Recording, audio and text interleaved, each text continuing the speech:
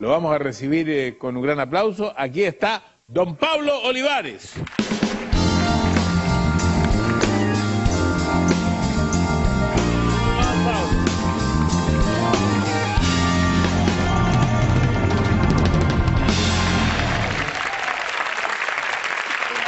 Aquí vamos a conversar entre todos. Don Pablo Olivares es músico, le gusta el heavy metal, es rebelde en su casa. ¿Tú, Martín, no fuiste nunca rebelde en tu casa? Sí, pero no como para tocar heavy metal. Ya, bueno, era rebelde en su casa, se va de su casa sí. Y empieza con la vida rebelde. Sí. Y se mete en todo lo malo que alguien se puede meter. Sí. Porque cae en las drogas, en el alcohol y en todo lo que acompaña. Lo que acompaña eso.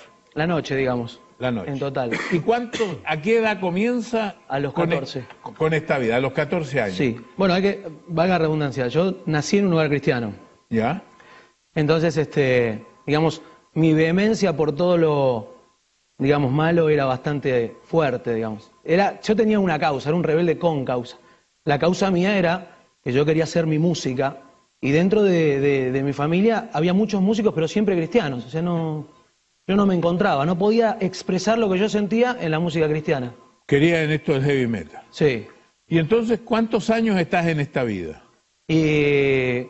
Hasta los 14 como en mi casa, con mi familia como cristiano, y a partir de los 14... ¿Cuántos años más? Como unos 10, 12 años más. 10, 12 años. Sí. ¿Sientes que tu vida va cayendo en un vacío? ¿Te das cuenta de eso o no te das cuenta de eso? Yo realmente no me doy cuenta de nada. O sea, yo lo que me doy cuenta es que la voracidad de lo que yo sentía y que nada me alcanzaba. Digamos, empezaba a ver en mi vida proyectos muy importantes, de los cuales era viajar por el mundo, tocar con bandas de rock muy famosas, abrir para artistas internacionales, que lo había soñado quizás de chico, pero se me vino todo de golpe.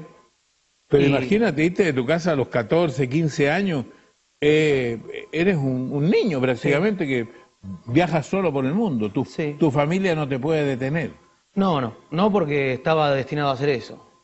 Digamos, hay dos clases de chicos, los que hacen cosas para llamar la atención y los que realmente quieren hacer cosas y están destinados a, por más que sufra y pateen las madres, como en mi caso, ¿no? Pero hay un momento en que tu vida cambia. Sí. Tengo entendido que están ustedes en un lugar en México. Sí, en Tepito. Y todo esto te ha hecho, cuando estás en México, tú reniegas de tu religión cristiana. No te sientes cristiano en ese momento. No, yo una vez que me voy de mi casa, mi mamá, las últimas palabras de mi madre a los 14 fue: cuando te vayas, ella pensando que yo no me iba a ir nunca, me dijo, cuando te vayas de esta casa, vas a encontrar en la calle que no vas a poder ser de uno o del otro, no vas a poder andar en el medio, sos, perdón, de uno o del otro. Y dije, ¿de qué? ¿O de Dios o del diablo? Y yo le dije, yo me voy con el diablo. ¿Y tuviste 10 años con el diablo? Sí. Renegando de tu religión. Sí, porque, don Francisco, usted tiene que entender que en el mundo cristiano, o los creyentes, que entienden del poder de Dios, también conocen del poder del enemigo. Y yo quería utilizar, si bien yo había nacido en un lugar cristiano y entendía ese poder, quería manipularlo a mi favor. Y hay algo que cambia tu vida, hay algo que es un quiebre total. Total, un antes y un después. Llegamos a la Ciudad de México para un evento importante de rock que auspiciaba un canal de música muy famoso y bueno, yo salgo a comprar unos instrumentos y bueno, y somos secuestrados, somos abordados por un grupo así, comando. Y tú eras exitoso artísticamente. Artísticamente era como que estaba llegando mi momento. Por eso, digamos, era la impresión mía. Digo, ¿por qué? ¿Por qué ahora, no? Porque era mi momento, era mi oportunidad. Después de haber tantos shows. Me están secuestrando con engaños, porque primero me dijo que era un vendedor de instrumentos, muy bien vestido el muchacho. Y yo creo en él, lo sigo. ¿Esto fue en México? En México. Y nos dirigimos hacia una zona donde, bueno, finalmente me terminan secuestrando a mí y a toda la banda. Digamos, salen 5 hombres más y bueno, nos rodean armados. ¿Y qué pasa ahí? De ahí nos llevan a Tepito.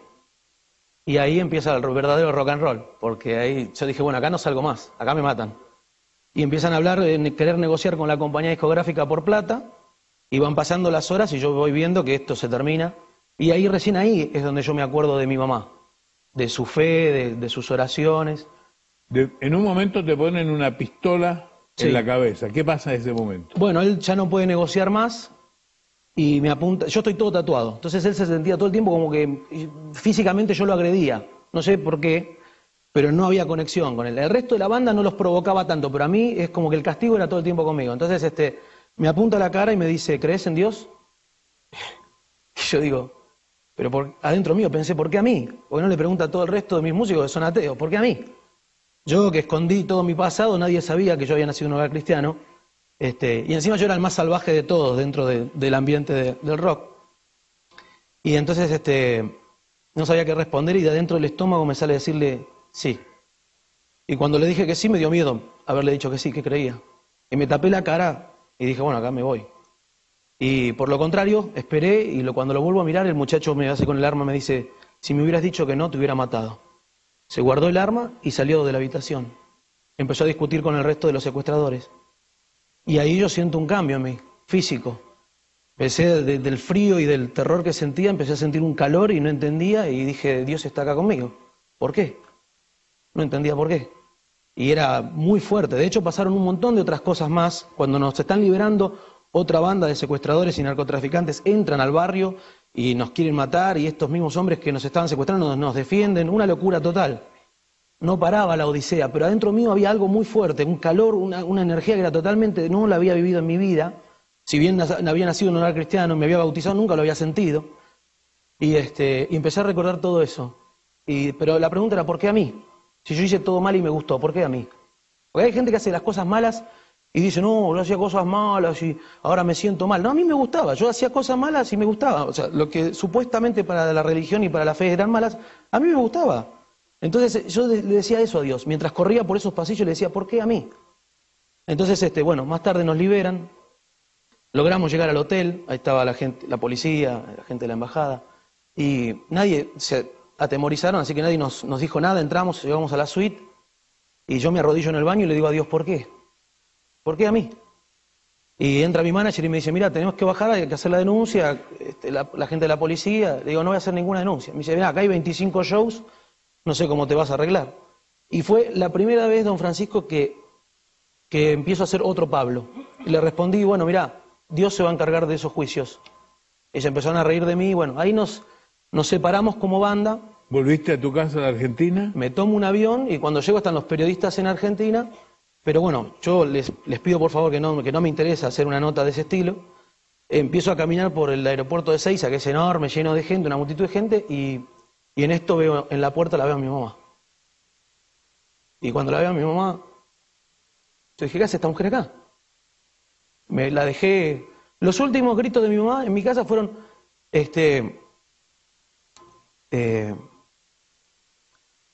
los últimos gritos de mi mamá, ella, yo sé en quién deposité mi fe, gritaba. Y yo la escuchaba de media cuadra más o menos. Y yo dentro mío estaba orgulloso de irme. Así que la encuentro a mi mamá ahí y me quedaba esa impresión todavía, o sea, estaba mi mamá, pero me quedaba esa impresión de esa mamá controladora, de esa mamá de estar educándonos constantemente, orando por nosotros. Se dedicó a nosotros, a mí y a mi hermana. Entonces cuando la veo, no me salió a decirle te quiero, mamá, ¿qué haces? ¿Cómo andás? No, me salió a decirle ¿por qué a mí? Lo que me venía preguntando hacía horas atrás del secuestro. Y ella me abraza y me dice, porque yo oré por vos por más de 15 años y Dios hoy a la noche respondió mi oración. Y ahí la abracé. ¿Y eso fue hace cuántos años atrás? 9. 9 años. ¿Tu vida cambió? ¿Te casaste? Sí. ¿Tienes hijos? Tengo hijos. ¿Te has dedicado a la música cristiana? Sí. La verdad que Dios me regaló una vida de nuevo y yo me aferré a esa oportunidad. Si bien mi pasado me perseguía al principio, porque no es fácil. Cuando hablo con los chicos o con los jóvenes les digo, no es fácil, yo no les quiero vender que de la noche a la mañana conoces a Dios y te cambia la vida. Pero cuando conoces a Dios se abre una puerta. Y cuando vos empezás a caminar hacia esa luz, son esos pasos tuyos que vos vas dando, Él te va acompañando y ahí empieza a cambiar. Y a poquito. Bueno, ahí te nominan al Latin Grammy, Sí. el año 2007, Sí. con una canción que la vamos a escuchar después de estos mensajes, donde tenemos otra historia. En la arena vi tus pasos y encontré el sentido.